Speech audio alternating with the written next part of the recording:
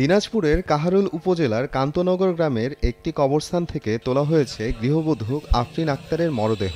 বুধবার দুপুরে নির্বাহী ম্যাজিস্ট্রেট ফারহানা ফেরদৌস শিউলির উপস্থিতিতে লাশটি তোলা হয়।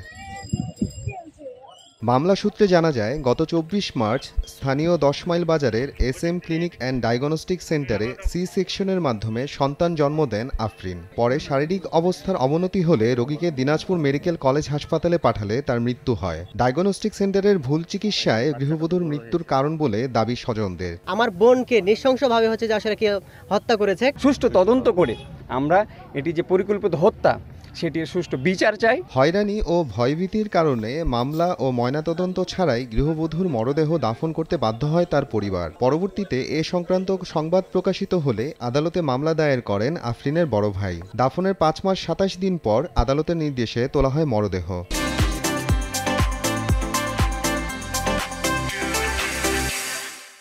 ডাক্তার ছাড়া ক্লিনিক মালিক, ওনার ছেলে, ওনার মেয়ে, এরা মিলে যাদের কোনো সার্টিফিকেট নাই, লাইসেন্স নাই, কাটাকাটি করে বাচ্চা ডেলিভারি করে আমার মিথ্যা সংবাদ দিচ্ছে নর্মাল হয়েছে। আমি চাই না আমার মতো কেউ ভুক্তভোগী হোক। তদন্ত করে আইনগত ব্যবস্থা নেওয়ার কথা জানায় প্রশাসন। ফরেনসিক মেডিসিন বিভাগ দিনাজপুরে প্রেরণ করব, তদন্ত শেষে প্রয়োজনীয় আইনগত ব্যবস্থা গ্রহণ করা। এখানে আমাদের সুষ্ঠুভাবে আমাদের কাজ সম্পাদিত হয়েছে। আমাদের যা অবজারভেশন আছে সেটা আমরা পরবর্তী প্রয়োজনীয় ব্যবস্থা গ্রহণের জন্য ঊর্ধ্বতন কর্তৃপক্ষ বরাবর পাঠিয়ে দেব। মামলায় SM ক্লিনিক অ্যান্ড ডায়াগনস্টিক সেন্টারের স্বত্বাধিকারী সাইদুল হক, তার স্ত্রী ও ছেলেমেয়ে সহ ৫ জনকে আসামি করে এবং অজ্ঞাত আরও ৫ থেকে ৭ জনকে আসামি করা হয়েছে।